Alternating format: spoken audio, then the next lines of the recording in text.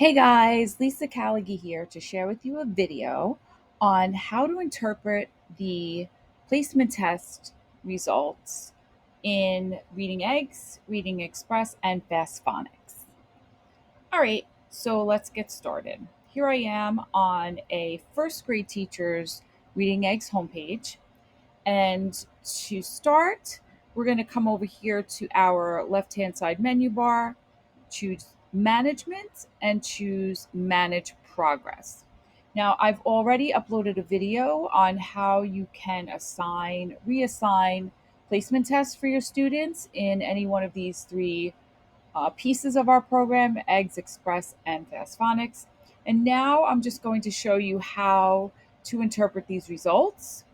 And then I'm going to make another video on interpreting the interpretation of the results, giving you a little bit more insight or information on what these numbers mean and what they're actually assessing the students in. All right. So on from the Manage Progress page, this teacher has, let's take a look. Reading Eggs is a first grade class, so they should be in Reading Eggs. So let's see what's going on. So what this teacher did was, it looks like she has already assigned the placement test for reading because I see some scores here. She did assign a placement test for spelling, but it looks like we only have one student that has taken that placement test so far. But let's take a look at these reading scores. So what does this mean, 49 for this first student here? Well, if you come back up to the top of your page and you look, there is a grade by grade guide to see where your students place from their results. So this student has under reading a score of 49. And if we look under reading and Reading Eggs, make sure you're looking under the right part, the right heading here. So that student is at a very high, almost to grade one with their reading score. So that's how you would interpret your results here. And you'd see the next student has a 59, so they're placing within their grade level. Now, if they did take the placement test, you would see a score here, and you'd be able to see under the spelling header where your student falls in terms of their spelling score for the Reading Eggs placement test. Okay.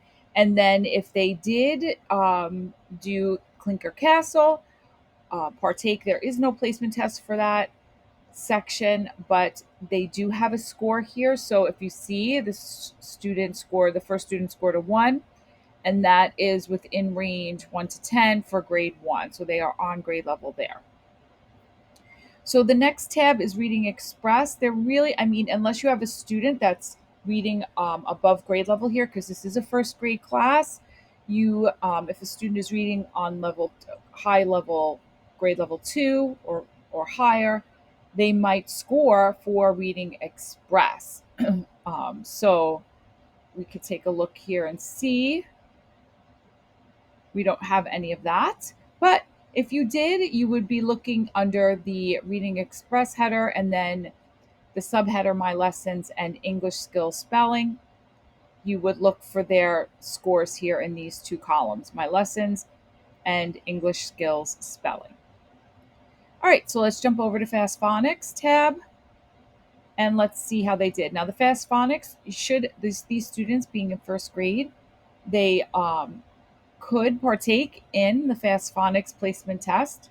So let's see what this teacher has done. I'm going to pop back over to page 1 here, and I could see that the teacher has assigned the placement test for the students because they do have scores. So under the Phonics Peak, you can look at their scores and then come back up here to the guide and see under Fast Phonics, peaks 1 to 5, and this student scored a 5, so they are in phase 2, which is the alphabet and short vowel sounds.